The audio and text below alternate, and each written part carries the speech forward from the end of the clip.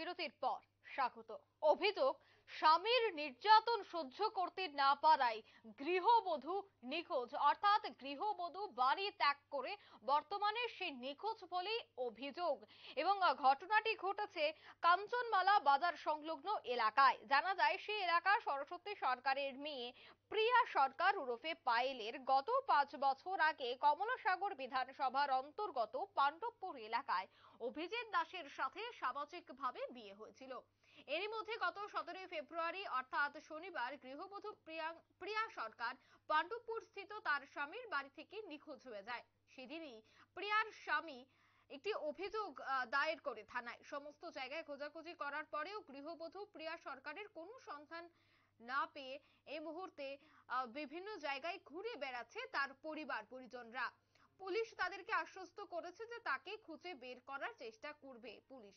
আজ 3 দিন হয়ে গেলেও গৃহবধূ প্রিয়া সরকারকে এখনো খুঁজে পেল না পুলিশ। অর্থাৎ প্রিয়া সরকারের কোনো সন্ধান না পেয়ে গৃহবধূ প্রিয়া সরকারের বাবার বাড়ির লোকজন সোমবার সকালে সংবাদ মাধ্যমের মুখোমুখি হয়ে অভিযোগ করেন যে প্রিয়ার স্বামী অভিজিৎ দাস বিয়ের পর থেকেই প্রায় সব সময় তার উপর মানসিক নির্যাতন করত।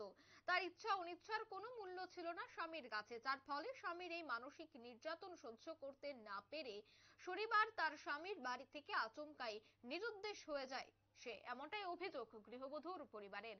সে বিষয়ে সংশ্লিষ্টরা কি জানাচ্ছেন শোনাবো। রাত্রে 10টা 15টার দিকে আইসে, সেটা প্রথম গেছে আমার বাইকনের বাইককে হেন খোঁজ করে আইসে, কইছে হেন নাই আমরা বাড়িতে আইসে। আইসেটা কইতাছে মামি মামা কই, আমি কই বাইরে। তারপর কইতাছে এই ফাইলটা তো পাওয়া যাইতেছে না। আর কি নাম এমনি বাইতে আমরা ফাইলটা কি। আচ্ছা আচ্ছা। তো ওখানে কইতাছে এটা তো পাওয়া যাইতেছে না। তাহলে কি হইছে পাওয়া যাইতেছে না, কি কারণে কোনো কাজে রাজ্যে হইছি নি বা কি কারণে হ্যাঁ বাড়িত নাই। এরপরে কাজে রাজ্যে কিছু হয়েছে না, তাহলে কাজে না হইলে বাড়িত নাই কি লিখবা, বাড়িতে কেউ নাই নি বাড়ি আল্লাহ বাড়িতে নিয়ে গেছে। তো আমি বামুরটা কাজও গেছি, কাজের থেকে বাড়িতে আইসি, আয়া সেরা তো বাইকে হরণ দিতেছি। এরপরে কেউ গেট খুলে না, অন্যদিন খুললে ভাই লোক গেট খুলে বা আমার বইনও খুলে, এরপরে দিন কেউ খুলে না গেট। এরপরে বইনে অনেকক্ষণ পরে বলে গিয়ে সেটা গেট খুলছে পরে তখন কইতাছে কই পাইল কই। এরপর কইতাছে বৌদি তো হয়ে মনে ঘুমা, আমি তো মোবাইল টিপতে টিপতে ঘুমাই গেছি গা। কইতাছে কোন জায়গাতে বিয়ে দিছিলেন? পাণ্ডবপুর। পাণ্ডবপুর এটা কোন জায়গাতে? পাণ্ডবপুরে ব্রিজটা যে আছে না, ব্রিজটার নেমে সামনের দিকে যে রাস্তাটা গেছে নিচের দিকে, সুলিংটা। হ্যাঁ, স্বামীর নাম কি? স্বামীর নাম অভি দাস। কি অভিজিৎ দেয় না, অভি দেয় আমার অভিটাকে একেবারে এরকম আছে। তো এরপরে কইছে পারে, তো আমি এরপরে গেছে তখন খুঁজেছি আর কি। মারা তো চা বানাই দিয়ে গেছে, সন্ধ্যার সময় চা খাইছে, ফাইল চাটা বানাই দিছে। বিয়ে দিছিলেন যে কয় বছর হইব? বিয়ে দিছে যে মানে এটা তো মানে 4-5 বছর হয়ে যাবো গা। প্রথম লকডাউন যখন আসলো তখন বিয়ে হয়েছে। আচ্ছা আচ্ছা। আপনার এই এলাকাটার নাম কি? কাঞ্চনমালা লক্ষ্মীছড়া। মানে কি কারণে নিখোঁজ হইতে পারে বা কি মনে হয় আপনার? আমরা মনে হয় যে কোনো একটা আঘাত না পাইলে তো বাড়ি ছেড়ে যাইতে পারে না। অশান্তি অনেকদিন ধরে এরকম চলতেছে, কিন্তু কেউ প্রকাশ্য করে না আর কি। আমরা লোকে অনেকদিন কইছে হ্যাঁ মামি এমন এমন করে, খুব কষ্ট হয়, মানে সব কষ্ট দেয়। কষ্ট দেয় বলতে কিছু মানে হ্যাঁ কইতে পারে না।